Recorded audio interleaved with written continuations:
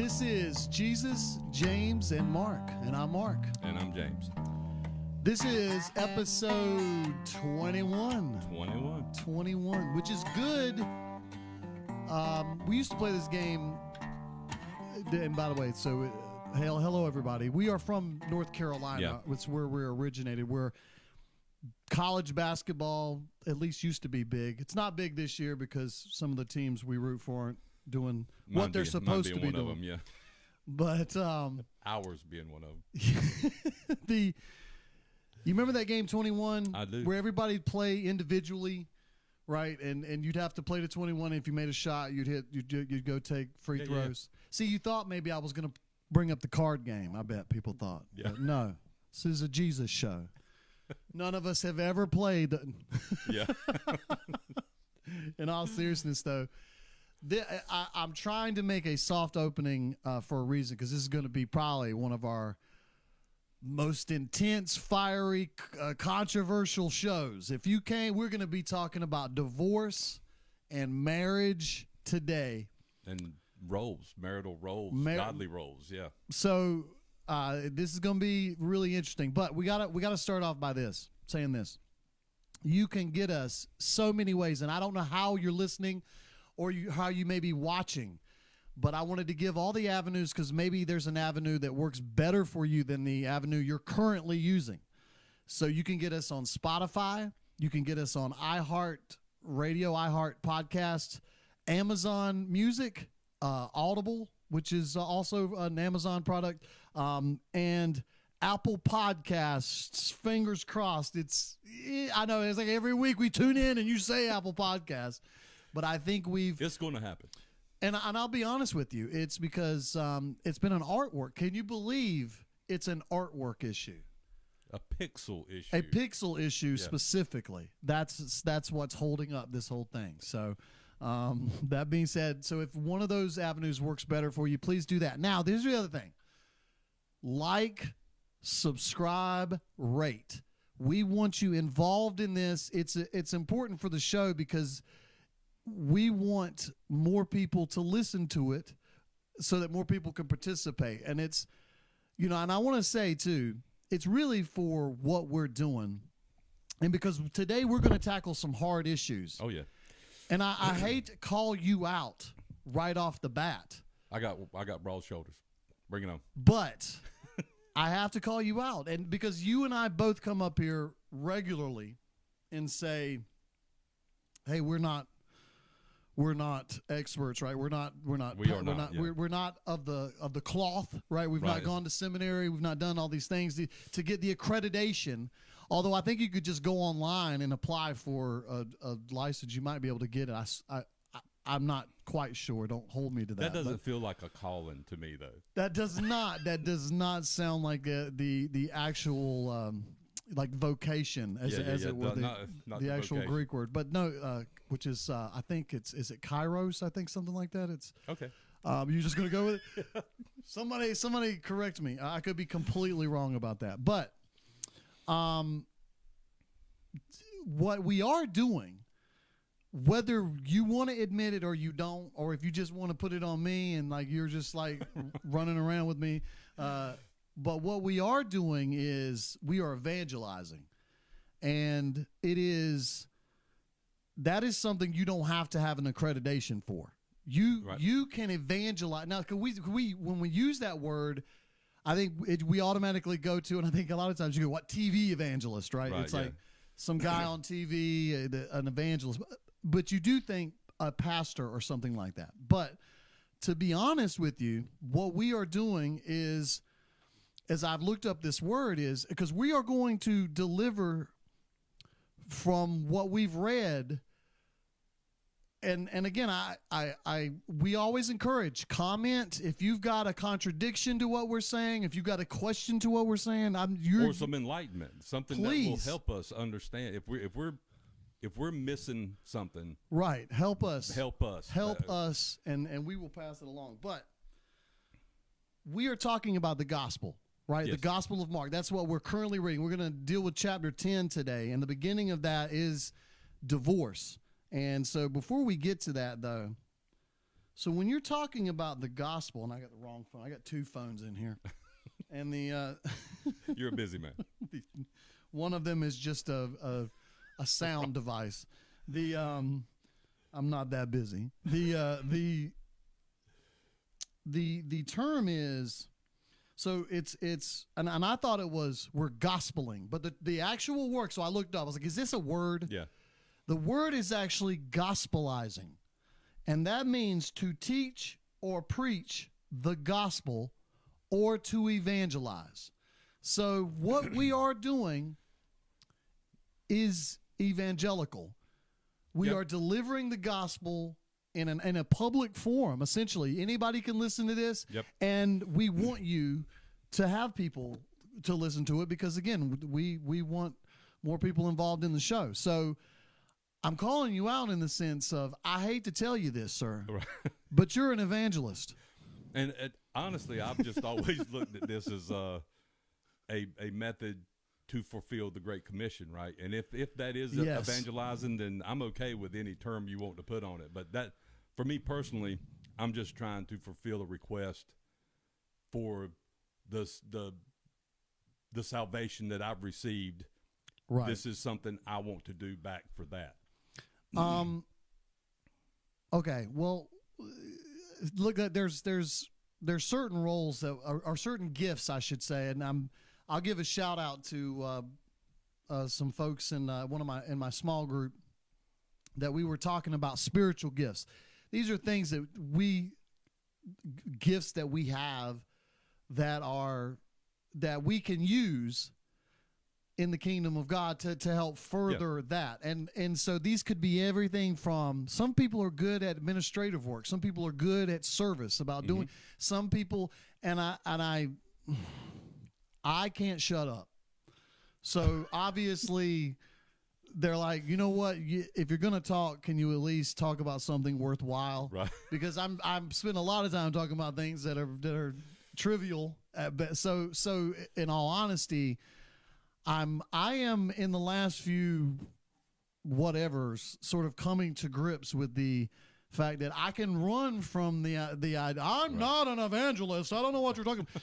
But the truth is, what we're doing is that, and once we start talking about this beginning of Mark chapter 10, I think we're going to come off a little preachy. And so I say that going into it, understanding that we are just men. Yep. Who have not only made mistakes, but make mistakes. Yeah, and are only saved by the grace of God. If we throw a critique out there about this scripture or about people in general in reference to the scripture, we are critiquing ourselves. We have both been down this path of not doing things in a godly manner. So, so we understand that it's a little touchy, you know, it can step on your feelings. It can, you know, stomp your toes a little bit, but we have to come to grips with it because it is written in the Word, and the Word is what we should be living by. So it's a big chapter. This is a really big chapter. And so there's a lot to and I don't want to sell anything. Oh, no. So what we're also going to change what we do. I think that's the other thing we should announce on the show. So if you've been a loyal listener, the method is going to switch. The method's going to change a little bit. Because here's the thing.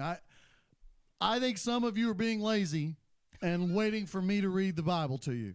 And quite honestly, if you'd like me to do that, then we'd have to work out a different arrangement. Because I think we want to get you to the reading. So we're going to bring some scriptures up. Absolutely. And some from chapter 10. But really, if we're doing the heavy, God will do many things for you, but God's not going to do for you what you can do for you. Yeah. Right? I believe in this whole heart, so you should read it. You can read a chapter in the Bible. This is one of the bigger ones. There's 50 verses in this, which is essentially like 50 sentences. You tell me you can't read 50 sentences. Yeah, you can dedicate an hour of your day and maybe not even need the whole hour. I mean, I know an hour I can read through a chapter, read the footnotes, do some reference checking, make some notes. I mean, you know, an hour is plenty of time to get through a chapter of the Bible. Absolutely. So we're no longer reading on this show, other than reading just scriptures as we need to share them. But so now the reading is on you. So hopefully you read chapter 10. If you didn't, you got to go back and read, and then you got chapter 11 to read. Yeah. Coming up next week. So, but that is the fundamental change for the show, because we want to get right into what is the debate here, and try to hit on a few things. So the quick 2 or 3 sentence recap is we just had all the transfiguration, right? Yep. He's coming down the mountain, healed the boy that the disciples couldn't do, and then they're too busy, they're worrying about their, who's the greatest among us. They're focused on this coming kingdom that's getting ready to pop off, and they are missing a lot of points. So at this point, Jesus, as we start chapter 10, we've moved from that. They're going to move to the region of Judea, which is, and again, he's about to make the trip, the final trip, and to go to the cross. And so this is the beginning of that ministry. He's already started the conversation as well about the suffering Christ, and this is what's he gets a little bit more in depth about what's happening at the crucifixion. He's adding a little bit more intensity to the coming crucifixion. So you waited 11 you're like 11 minutes into this thing. I thought this was going to be the most controversial show ever. Well, here we go. So they go to Judea, and the Pharisees, at this point, they're out for him. Oh yeah, they're just trying to find a way to trap him into some sort of blasphemy or some kind of a break. So they want to find him break the law somehow that they can have him killed. So what's interesting for me personally at this point is I did a real deep dive into this. So we just came off of an election year here in our country, and obviously very heated debate. Very heated. People on two sides of an argument. Well, in Jesus' day, on this day, apparently, I did the research. It is believed that divorce was a hot button topic in this time, because there were two religious leaders, Hillel and Shammai, and they basically had these opposing opinions on what divorce was. And so if you were part of the Jewish nation there, you were, on one of those sides. And it's interesting, I guess the Pharisees want to come because this is something everybody's like, ooh, what's he going to say? What's he going to say? And then more importantly, will he say something that would get him in trouble? Right, because he's running the risk of losing half of his support. If he says, I'm for this way or that way, then the half that believe the way he doesn't pick is going to go like, well, he's a false teacher. So, and I think that's what they were trying to do, is trying to drive some dissension into his followers to where the followers would fall away without them having to do much. And maybe divorce isn't a big topic as far as politics are concerned these days. Not in this day of time, no. Divorce is normal. Right. We've normalized divorce. 50%, I think.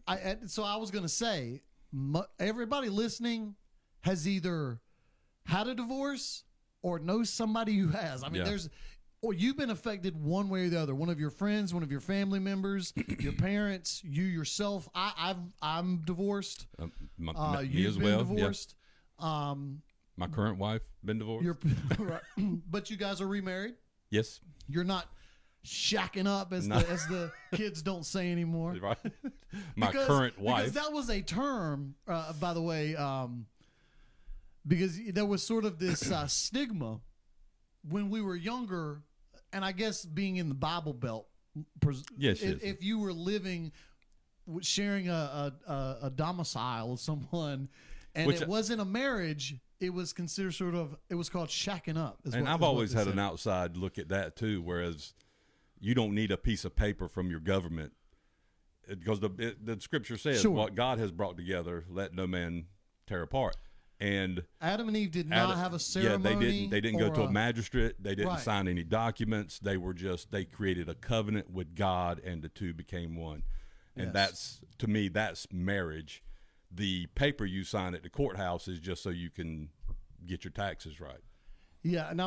So Jesus' response was, what does Moses say Right. about this? So he immediately references The law. The law, yeah. Because up until Moses, the people didn't have the law.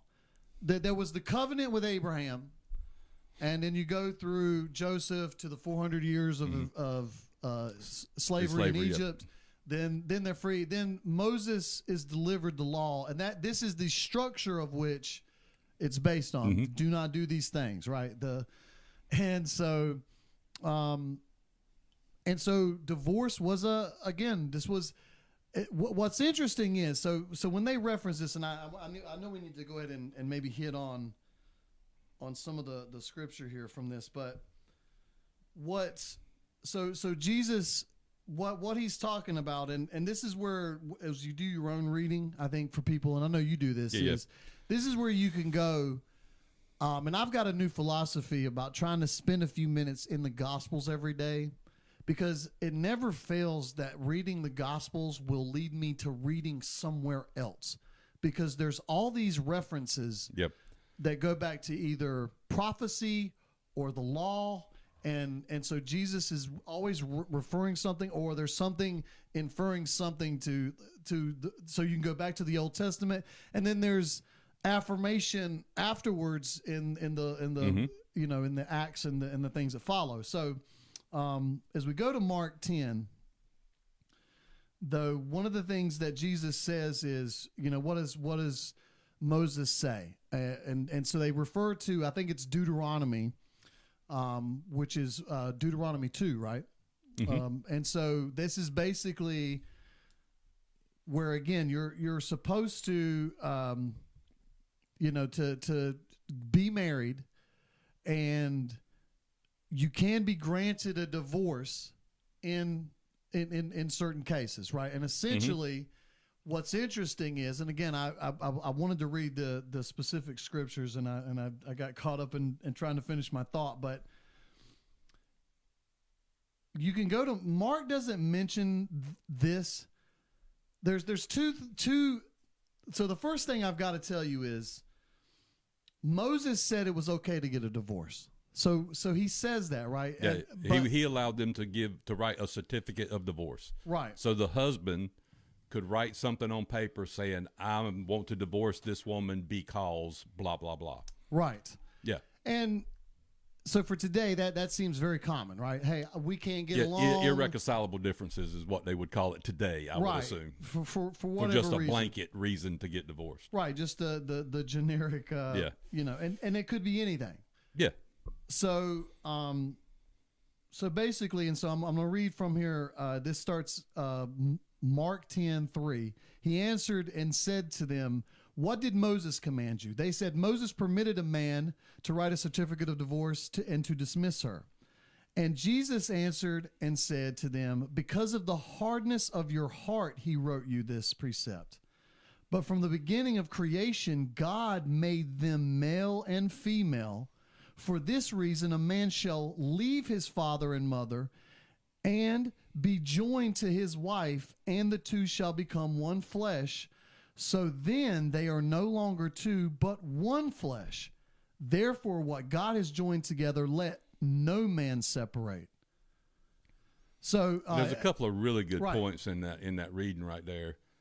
To start with, where Jesus says from the beginning, so from the very start of humanity, this was the way that God had intended things to work. And the fact that he made male and female, he didn't make 20 males and 20 females and then said, just go figure out which one you want. Go try out a few models and see which one fits you. So the people who say, because some people say it's crazy. Well, there's somebody out there for you, right? There's that saying. By this, that is absolutely saying that God has intended for you to be with someone. Yes. And if that is your desire, then there is somebody. But I do believe it's on us to be discerning when it comes to picking We're going to get to that part of it. Yes. The second point about this is one of my deep dives led me to this point where it said the two become one flesh, where it says, and be joined to his wife. That word joined can actually be translated as glued or maybe even welded. So if anybody knows anything about some of these super adhesives we had now, or if you've seen a weld, the two actually do become one. It's almost impossible to break them apart. And that was the mindset of marriage in God's terms, was that when you chose your wife and you made that covenant with God, there was nothing on this planet that should be able to pull that apart. Yeah, and I was going to say, so in Mark's gospel, he does not mention the exceptions. So they're going to go to the house, and I moved over because I'm going to get to that. There's actually two. If your spouse passes away, that would obviously. But the other one is adultery. Yep. It is mentioned in Matthew, but Mark doesn't mention it. There's no reason as to why it's not mentioned. Well, Mark was always a fast clip kind of and you wonder read anyway. If you wanted, and again, this is just my personal thing, maybe just to hammer the point further of not what I have said. Well, what I've created, let man tear apart. Right. I paraphrased terribly there.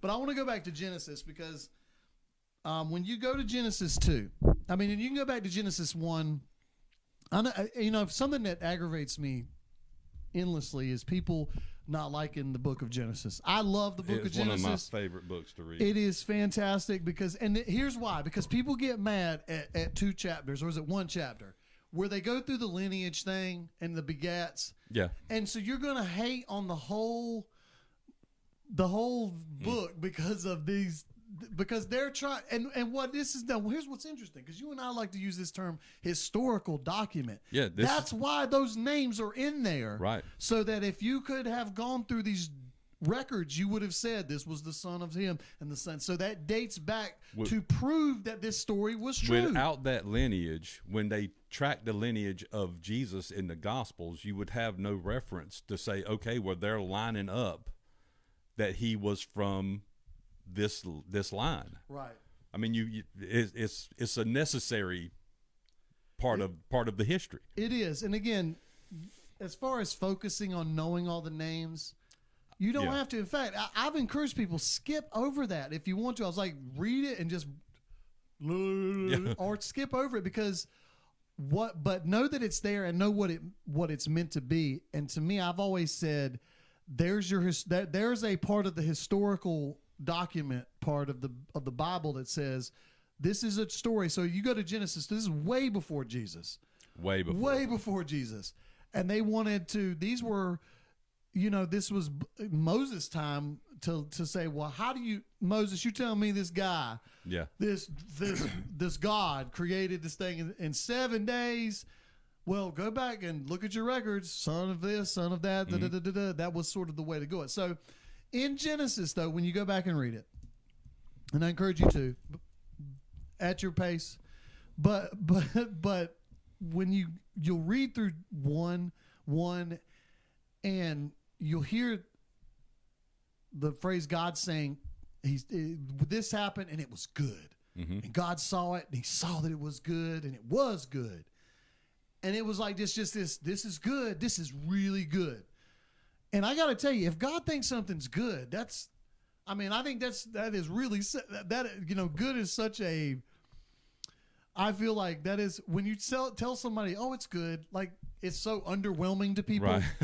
It's like, no, if you've had anything bad, wouldn't you just like for it to be good? Like, let's be grateful. I wonder if that word is like love is in some of the early scriptures, where there's several different words that mean different levels of love. Yes. I wonder if this good is actually like fantastic good. You know what I mean? Because you can throw good at anything. I think God level good's got to be human level and insane excitement. Like I would think so.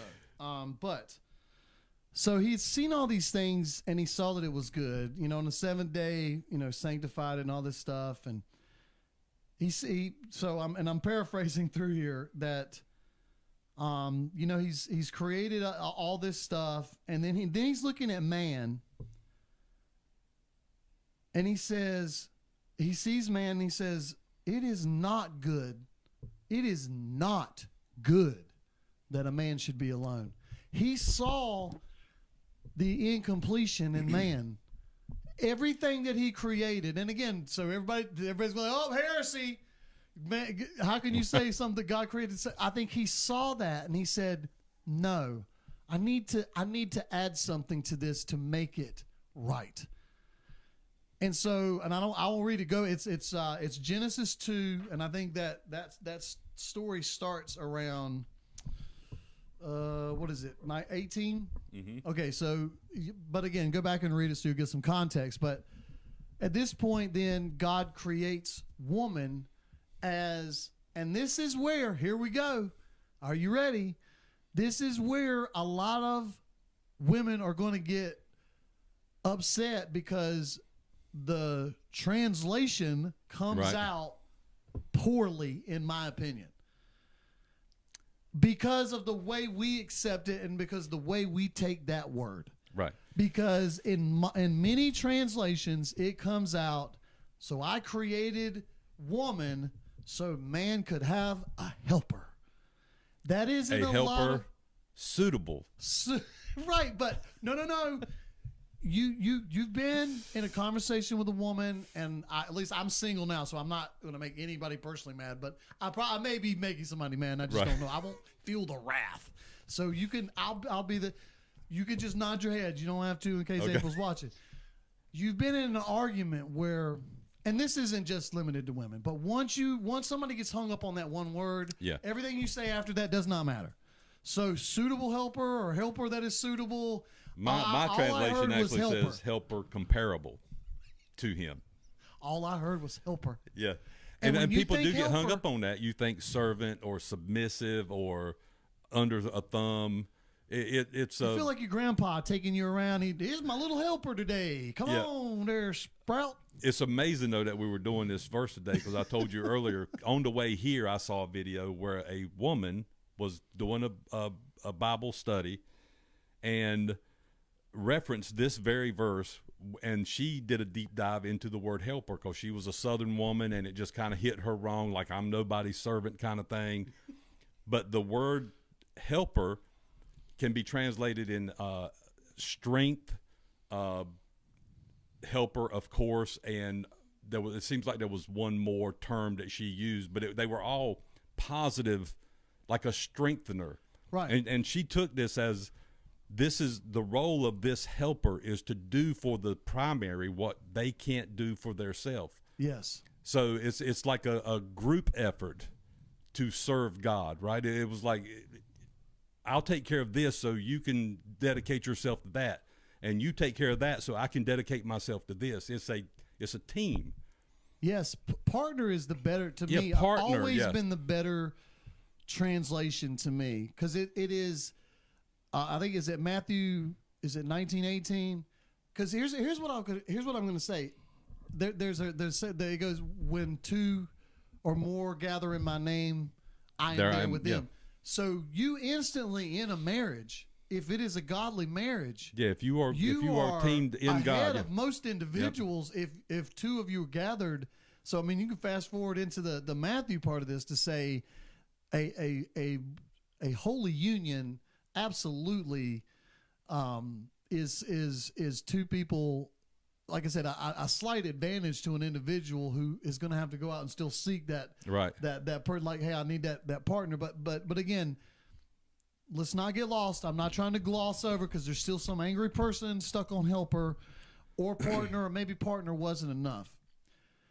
And I think is there something about the writing that, because God created man first and then women second, or that God only created, because do you interpret that as God created women only to serve men? I don't think that's the case at all. I think he just saw that human beings are incomplete in general, and one of the quickest ways to fix a lot of that incompletion is to have that partnership of that, and it's why when they talked about I will leave my father and mother and cleave to this new person. Yeah, cleave is a strong word too. It's like cleave is like, I mean, basically like I'm holding on to nothing but this. But you, this is it. Yeah, this is it, and forsake all others. Yeah, I mean, exactly, exactly what that means. It means, hey, I know. You know, what is that thing that Jesus said? Who is my father, or who is my mother, or my brother? This is my wife. Yeah, that's what. So, look, in all seriousness, you and I talked about this. I think because it's the traditional role that makes people upset. It's housewife. It's been devalued, I think. It has. Yeah. And I think that, look, part of it has been, you know, society's imperfections and the fact that, listen, for a long time, there's no doubt women have been marginalized. They were marginalized in this thing. That whole part of the whole argument of them talking about divorce and the entire narrative of that was because a lot of men in that time just treated women like property, like women, like my cattle, like my houses. Yeah. They're just things. The Jewish prayer you reference, where it says, Thank God I'm not a Gentile. Thank God I'm not a woman. Yeah, men, we're not trying to gloss over misogyny at all. We understand that was out there, but we also know that God's method or his structure is sound, right? And if both parties, male and female, can get into their collective roles and do it in a godly manner, I think you're bound to have a very successful marriage. And you and I were talking about this before too. So if it's the traditional role that's bothering you, stop. I mean, flip the entire thing if you've got to. If it's he's the one who takes care of the house. He's the one who does the laundry.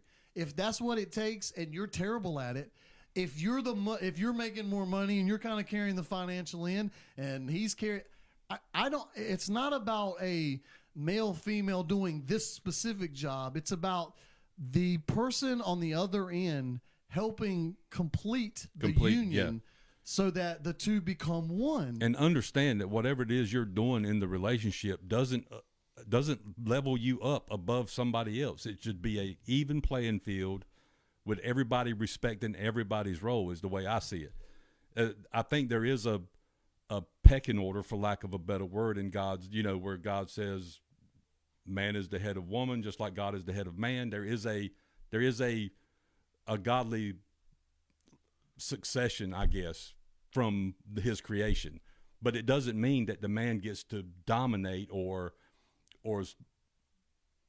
make less the woman's role. Yeah, you're not right. Nobody's under anybody's thumb here. That is when you're together. You said pecking order, and I was saying this earlier. Position is the word. Yeah, position. I like better. Yeah, we talked about that earlier. Because I was saying, when you say pecking order, people go, "Oh, here we go." That means he's got to say yes first before I can say yes. No, that is not what that means at all. It just means we all have this position, and if we take one of those positions out, it falls. Exactly. I even put, if the word helper bothers you, women, listen to me. If you're a woman, listen to me right now. Have you ever looked at a man and go, God, he needs help? Look at him. He is struggling over there. I know a bunch of women when I was younger thought they could fix a man. Oh my gosh, yes. Yeah, I mean, that was always a thing. Like, I can't fix this guy. I cannot do it. So the term helper should not be, because again, I'm going to be honest with you. In a lot of cases, I've seen where, and I think you've experienced it too, where it's like, thank goodness I had this other person in my life to help me absolutely. with that, because I absolutely couldn't have. I'd be a wreck without my wife. So, and as I said, being on the other end of this, like I said, I know we hit on that. I don't want to spend too much time on that because we got to get to the divorce part. We still haven't even hit on Bartimaeus and the rich, wealthy guy, and John and James and their mom. That's a whole thing. So then there's this divorce thing, and it's funny. I still remember a couple of years ago, Mark was we have a mutual friend, Mark, not me, but another Mark, and we were eating breakfast or lunch one day, and we brought up this conversation he has about divorce, and it's about basically your heart. And it's, treating women like property and just saying, look, I'm done with her. for whatever reason. It's just old news. I like that one better. Yes. Yeah. I'm going to get this newer person. I'm feeling much more about that. So it's saying if you're divorcing and then just remarrying for that, and I know this is where it's going to bother, because as I said, was this irreconcilable differences? We just didn't get along. You're not supposed to get divorced. Sorry. And so this is the problem, is everybody wants to look at it on the back end. Okay. I mentioned earlier, there is a way out. If you've been cheated on, then you have absolute right to walk out the door and be free and remarry and do whatever and feel like you are in God's good favor on that. And by the way, all of these sins that we're talking about, they're all forgivable, by the way. So you stop can definitely holding yourself. This is the other thing. You feel like, oh, well, I'll never recover from this. Yeah, and I've even said in the past that I felt like my divorce was going to be one of the main issues I was going to have to confront at judgment.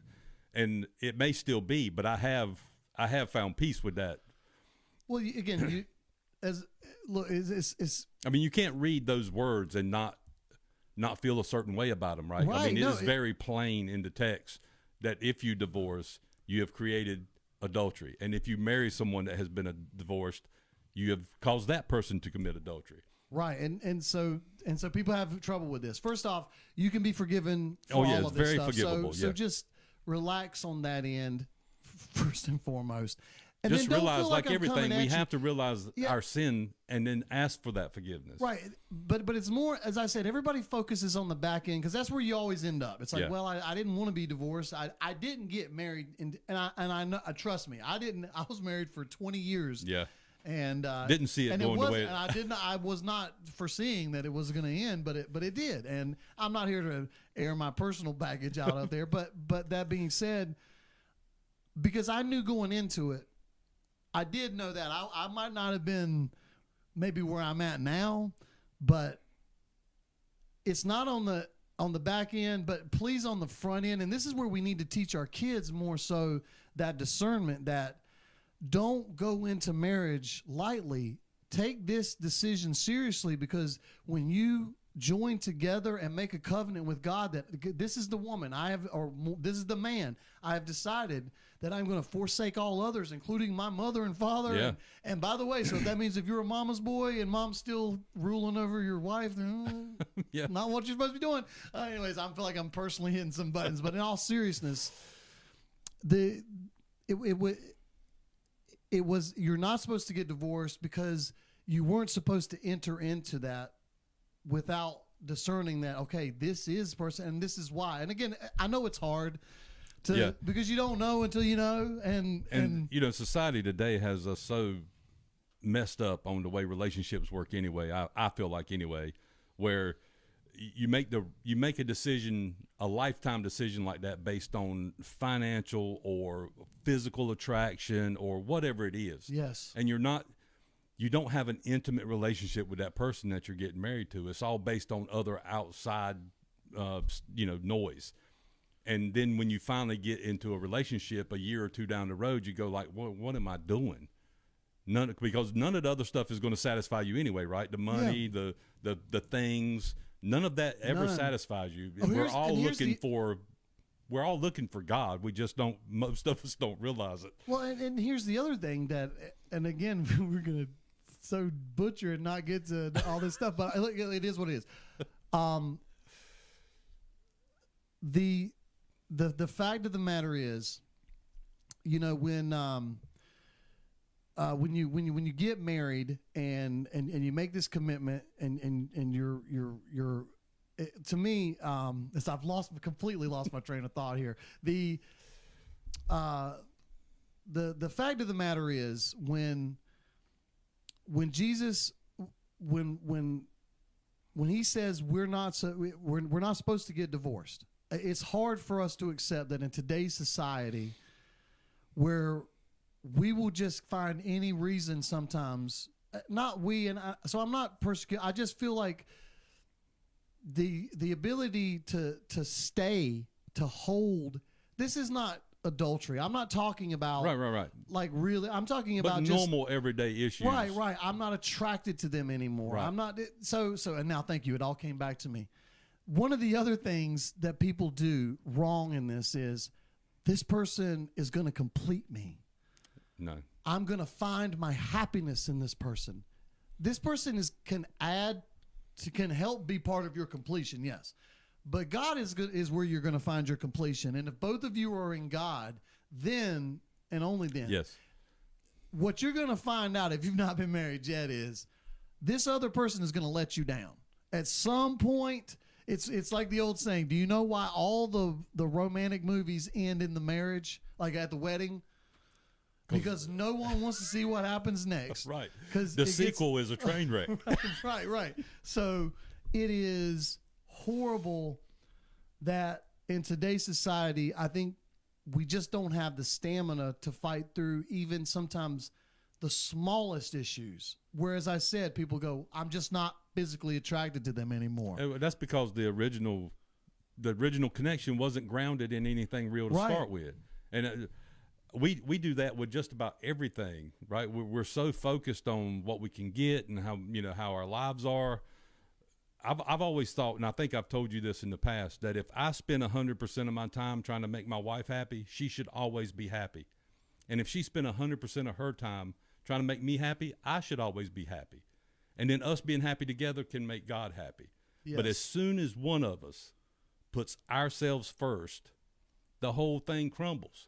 And you're always, what we do as people now is we try to figure out what percentage of you making me happy can I live with? Oh. You know what I mean? And some people don't need much. Right. Some people need a lot.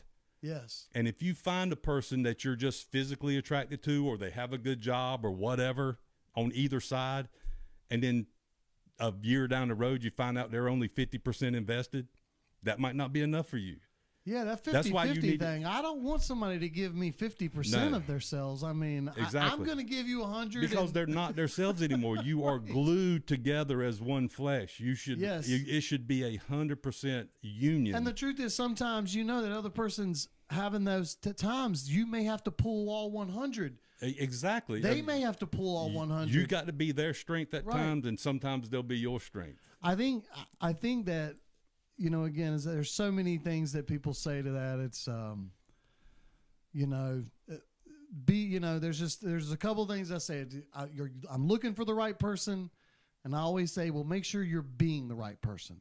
Oh, that's a great saying. Because again, yeah, I tell all of the males in my family, my nephews, my son, my son-in-laws, when my son-in-laws came and asked me if they could marry my daughter, I said, I'll give you one bit of advice. I said, there's a possibility that you may at some point have a daughter of your very own. And you in your head are going to have a vision of the type of man that would be good enough for that little girl. Be that man. That's all you have to do. Whatever you feel like would be good enough for your daughter, be that guy of mine. Absolutely. And same thing. If you've got a son and you're a woman, that's the same thing. Yeah, because it says, what kind of woman would you want your son to marry? I think in Matthew it talks about how the man is supposed to put his wife up on a pedestal. Yes, she's supposed to be the thing in his life that he is focused on. Him providing is supposed to be for her, right? Not for anybody else. He's not supposed to go out and try to make big noise for himself. He's supposed to be focused on her. There's so many things we didn't get to talk to about this thing. But we've got other episodes. We did, and what I see is that we've got like 15 minutes, and that's a long podcast for us to hit. We've only like hit this much of and I apologize for getting long-winded, but this is a big subject, I think. Yes. And hopefully we didn't hurt too many feelings or make it seem a little too one-sided, because I'm definitely not into mindset where men rule everything. No, I'm really big on the team effort in a marriage. I think so too. But as I said, it is, it is about two becoming one. And again, the fact that you should be dating to marry. Yeah, and you should be looking for that. You should be looking 10 years down the road, which is something so hard for young people to do. I know I didn't have that kind of vision. It's hard. If you'd have told me I'd been here 30 years ago, I'd have laughed in your face. I didn't have the vision to see this far in the future. I didn't expect to get divorced the first time. No. But I also can look back and go like, there's no way that marriage should have happened in the first place. It wasn't. It was just circumstance, life happening, and then things. And here I was married and I was not evenly yoked at all. But as I said, God can still even get the glory in these things. And as if you've got kids from a divorce, as you and I both have, yep, kids are a blessing. To me, I've always said, well, God knew you were going to stumble into that anyway, because He needed a Caleb Cameron and a Chloe, or a Jordan and a Mallory, and a Mallory, and a Dallas and an Austin. Yeah. So the truth of the matter is, I completely agree with that too. Look, don't condemn yourself if you're divorced, if you've been divorced, if you did it the wrong way, even if you were the person that cheated or whatever. I'm not condemning you either. It's all forgivable. But it's to understand that it is when you marry someone, it's supposed to be, that's it. Yeah. You're my person. We're riding this thing out. Me and you. And teach your kids the kids say, that they should be very vigilant about picking their lifelong mate. It is a tough thing to do with everything that comes at the kids these days. They're just inundated with, this is what you should be looking for. This is what you should be looking for. And really, most of that is not it at all.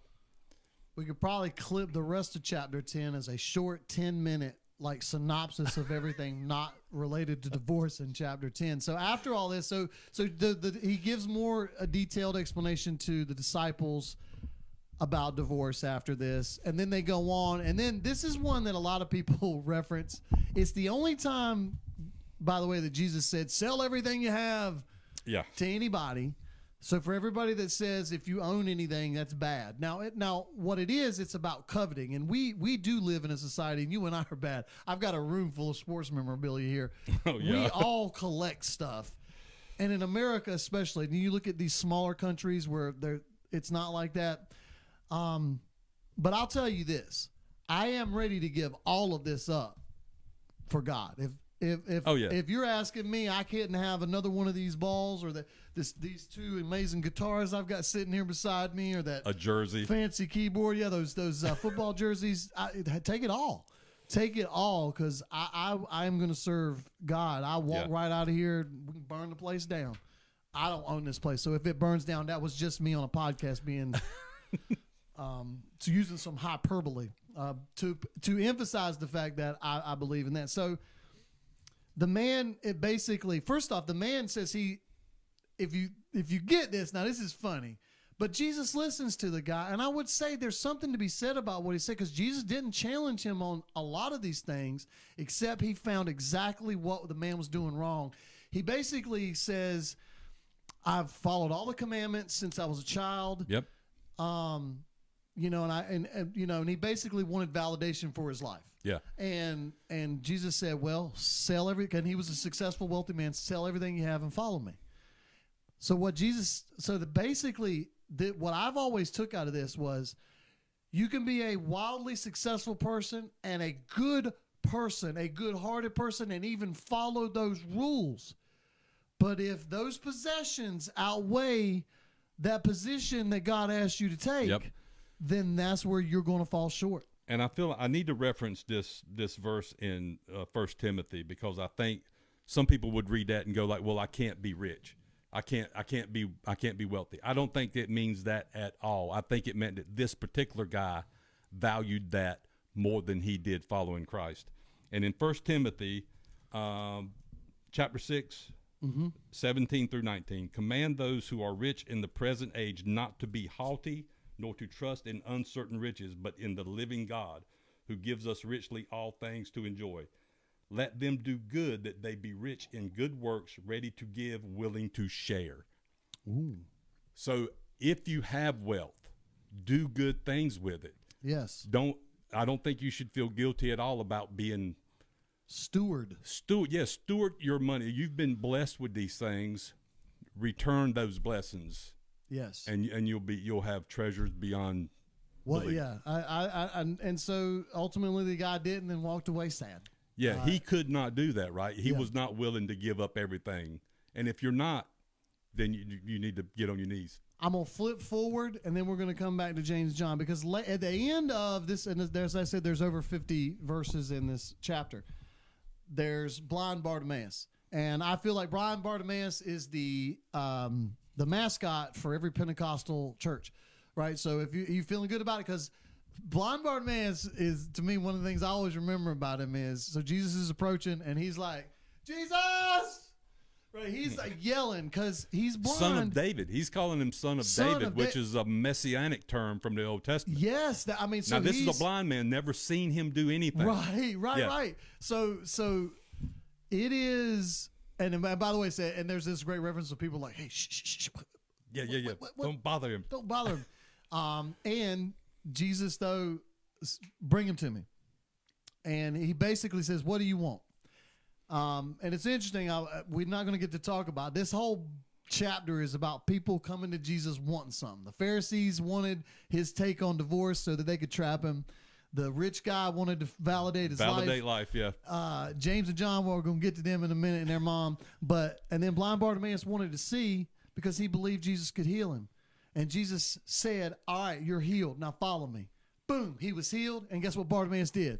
Followed him. And I want to say that this is very symbolic, that this man could not see what he was willing to believe in. We have to have that same kind of faith. This man had never seen Christ do anything, and he still believed that he could heal him. And when he did, he followed him without any question. And again, it becomes this throwaway, because you've read so many miracles. So it becomes this throwaway miracle at the end of a chapter. And it's not. It's absolutely exactly what you said. It was, he'd not seen it. Boom. The miracle happened. He was the miracle. Yep. And that was enough for him. It was actually, before he got there, it was enough for him. He believes. Yeah, without seeing him, he already called him the son of David. He already believed he was the Messiah.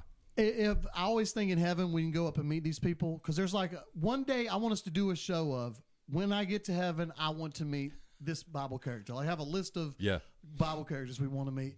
I want to think that blind Bartimaeus and the woman with the issue of blood are close. Like their booths have got to be close, like at the little area where the meet and greet is. So, because isn't it the same? It's like if I can get close to him, if I can get that unquestioned faith, right, that this man was able to do what he and the said other guy, the centurion, who's like, hey, I understand this. I got people. If you say it, I know it will happen. Yeah, you don't even have to get there. Right, just you ain't say even got to go. You just say it. I know it will happen. Love that guy. That guy's like, damn. Now Jesus loved that guy. He's like, who is this man?